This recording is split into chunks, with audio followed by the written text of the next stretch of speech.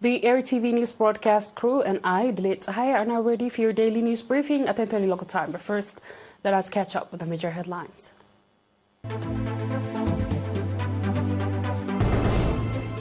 Eid Mawlid al-Nabi colorfully celebrated nationwide. World Tourism Day observed.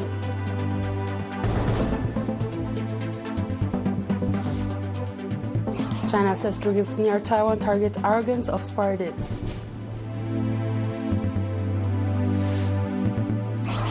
And South Africa floods, at least 11 people died after Western Cape deluge. On our local news, Eid Mawlid al-Nabi 1445 Hijri year was colorfully observed across the country today, September 27th. Ministers, senior government and PFDJ officials, members of diplomatic community, and leaders of various Christian churches attended the celebration event at the Al-Khalifa Al-Rashidin Mosque in Asmara, where Mr. Mohammed Saeed Bashir, chairman of the Islamic Awqaf of Asmara, gave extensive briefing of the historical background of the holiday. Sheikh Salim Ibrahim Al-Mukhtar, Mufti of Eritrea, said that Eid Mawlid al-Nabi celebration was suspended for 3 years due to the COVID-19 pandemic and congratulated the faithful for being able to celebrate the holiday in style.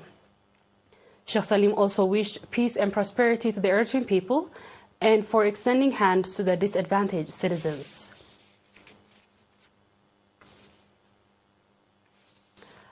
World Tourism Day 27 September was marked in Dubarawa, a southern region level under the Team Tourism and Green Investment. At the ceremony organized at the Bahrain Agastat Hall, Mr. Johannes Asgadom, representative of the Ministry of Tourism in the region, said that World Tourism Day is being observed for the 44th times international level and 28th time the national level.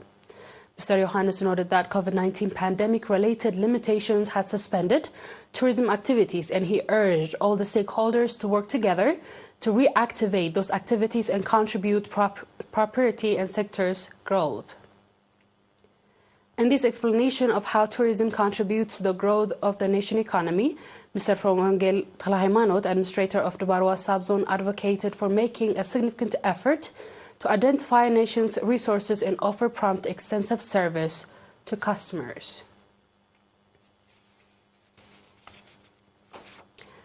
The residents of the administrative area of Maila Kaso, Omar Qobre, Omel, Girgaro, Dungul, and Dananalo Foro Subzone are conducting extensive developmental popular campaigns. The popular campaigns include renovation of dirt roads, construction of terraces and water diversion schemes, as well as renovation of social service provision institutions. Commending for the strong participation of the residents in the popular campaigns, Mr. Usman Arrefa, administrator of the subzone, called for reinforced participation in the water and soil conservation activities and in supporting families of martyrs. The residents on their part called for supply of tree seedlings for planting and for sustainable follow-up of the tree seedlings already planted. The viewers will be back with the international news shortly. Stay tuned.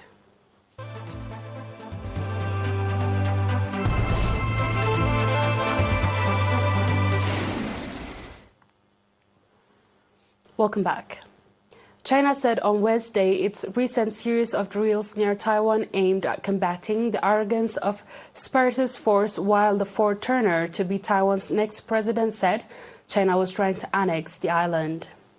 Taiwan, which China claims as its own territory, had said this month that it has observed dozens of fighters, drones, bombers, and other aircrafts, as well as warships to the Chinese aircraft carrier Shandong operates nearby.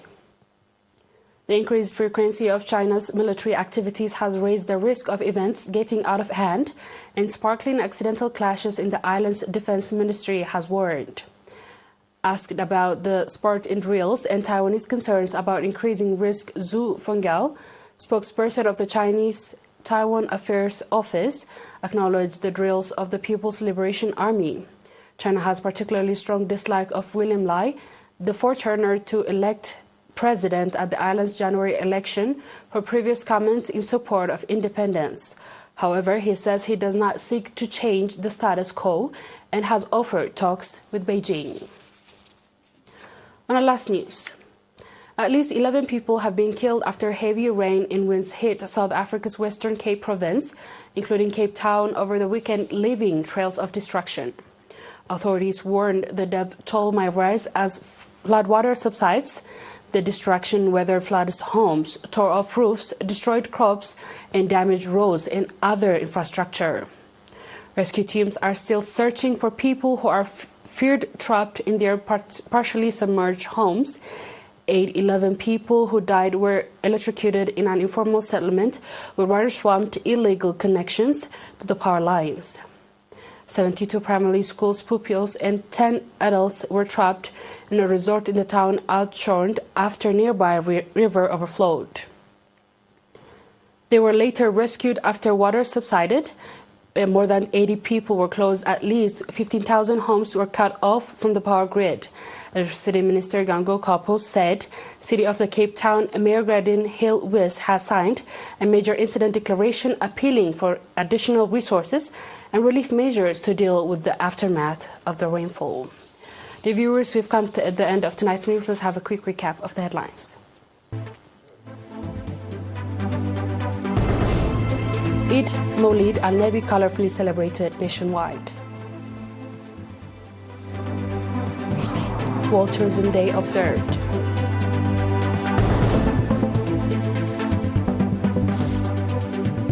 China says drills near Taiwan target arrogance of separatists. And South Africa floods, at least 11 people died after Western Cape flood. Thanks for joining us, dear viewers. Have a good night.